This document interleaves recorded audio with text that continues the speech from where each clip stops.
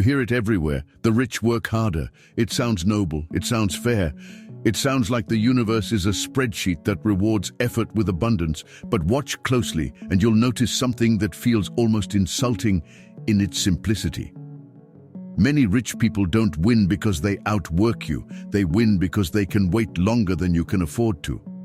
Waiting doesn't look like power from the outside. It looks like doing nothing. It looks like missing out. It looks like being lazy. That's why most people never learn it. They're trained to believe movement is virtue and stillness is failure. So they sprint through life collecting proof that they're trying, and then they wonder why the finish line keeps moving. Because the real advantage isn't hustle, it's time. Time is not neutral, it's a resource, and like every resource, it has owners. When you have savings, you can refuse bad deals. When you have stability, you can say no without panicking. When you have a cushion, you can let an opportunity mature instead of forcing it to pay you immediately. That is what waiting really means, having enough space to choose the best moment. Most people don't have that space. They live inside a timer. Rent is due. Bills don't negotiate. A job can be lost in one meeting. So the brain becomes short-term by necessity. You don't choose speed because you love speed. You choose speed because slow feels dangerous. And that is how the system separates people. Not by intelligence, not by effort, by patience you can afford. The rich can wait for markets to recover. You may have to sell when you're scared. The rich can hold an asset through discomfort. You may have to cash out when life hits you. The rich can invest in learning that pays later. You may need a paycheck now. Same world, different clocks. Waiting is not only financial, it's psychological. People with money are often protected from the emotional chaos that makes patience feel impossible. They can sit through boredom, they can tolerate uncertainty, they can absorb loss without losing their identity. That changes how they act. If you've ever been broke, you know what scarcity does to the mind. It compresses your vision.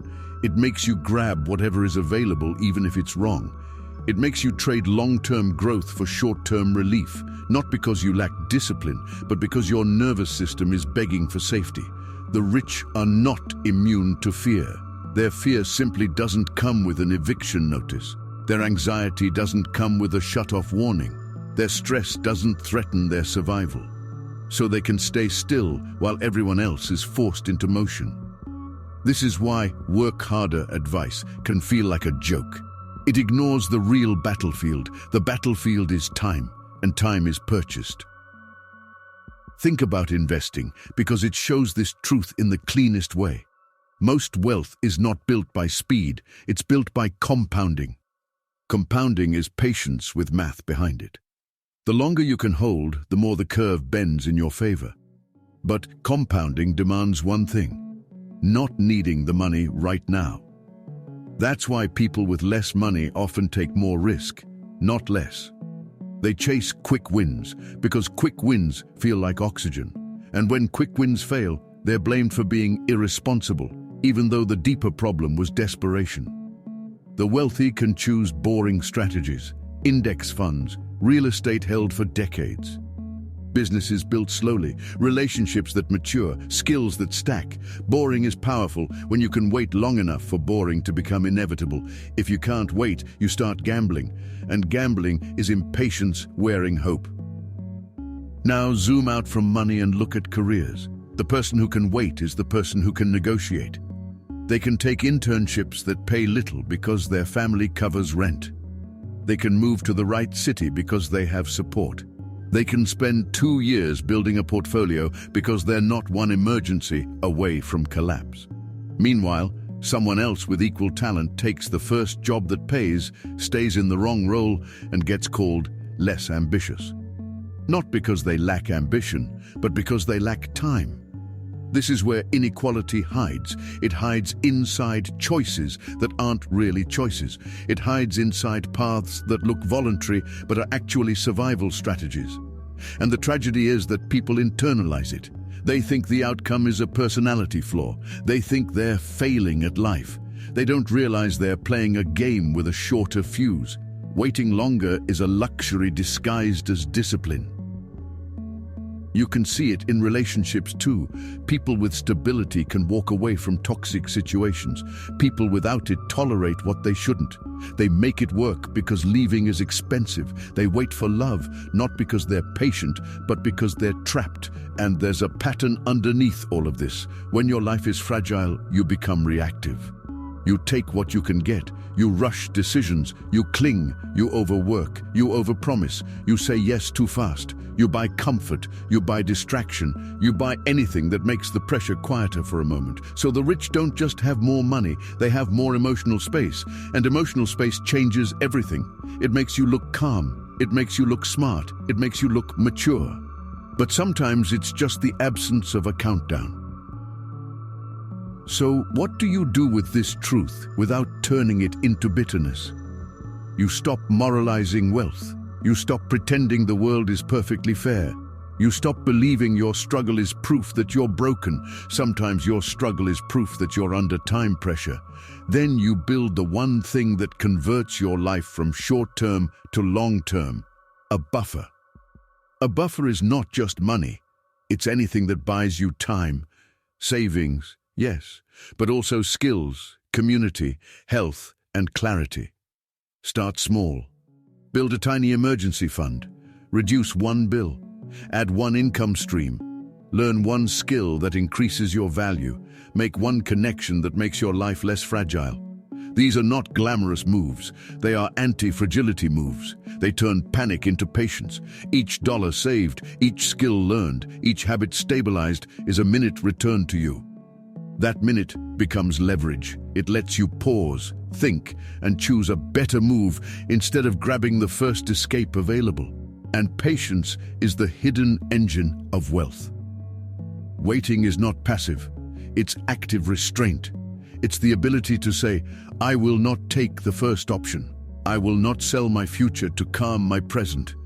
I will not trade my identity for relief. That restraint is a muscle. If you never train it, waiting feels like suffering. If you train it, waiting becomes power. And training it starts in places that have nothing to do with money. Practice waiting in small ways. Don't answer every notification instantly. Don't buy the first thing that promises dopamine. Don't rush the conversation because silence scares you. Sit with the discomfort and watch it fade. That is how you build the nervous system of someone who can hold. Because the reason you can't wait is often not just money, it's tolerance for uncertainty. And uncertainty is the price of every long-term reward. You can see the same advantage in attention. The person who can wait does not need every moment to be profitable. They can read a book without turning it into content. They can practice a skill without announcing it. They can build in private while the internet rewards performance in public. Most people rush to be seen because being unseen feels like falling behind. They post too early, sell too early, quit too early because silence feels like failure. But silence is often incubation. In business, the first months rarely pay. In fitness, the first weeks rarely show. In relationships, trust takes time to earn. The impatient person calls this not working. The patient person calls it still loading. Try one simple test for the next 7 days. Pick one goal and remove the demand for immediate proof. Do the work, keep it quiet, and let the only reward be repetition itself. If your mind screams for validation, notice that scream. It is the same scream that makes people cash out too soon, jump careers too fast, and buy distractions to avoid the wait. Waiting longer is not a trick. It's a different identity. The wealthiest advantage is not only waiting for returns, it's waiting for identity. People with options don't need to prove themselves every day. They can take reputational hits and recover. They can be wrong and still be fine. They can look foolish and still have options most people can't. They need the world to confirm they're safe. So they chase status quickly, they chase visible wins, they chase the appearance of progress. And the appearance of progress can destroy real progress. If you want wealth, you have to become comfortable looking like you're not winning yet. That's the part almost nobody teaches. It doesn't sell. It requires you to hold your breath while everyone else is posting highlights. And yet, that's where the game is won. So when you hear "the rich work harder," translate it. Often it means the rich can endure longer. They can wait through boredom. They can hold through volatility. They can stay consistent through silence. And that endurance compounds into outcomes that look like magic. Your goal is not to worship the rich or hate them. Your goal is to understand the mechanism so you can build your own leverage. Build time. Build buffer. Build patience. Build a life that doesn't force you to sell the future every time the present gets loud. Because the richest advantage is not talent. It's not even money. It's the ability to wait long enough for your choices to become real. Once you taste that identity, you stop begging life to hurry, and you start guiding it quietly. And once you can wait, you stop chasing, you start choosing.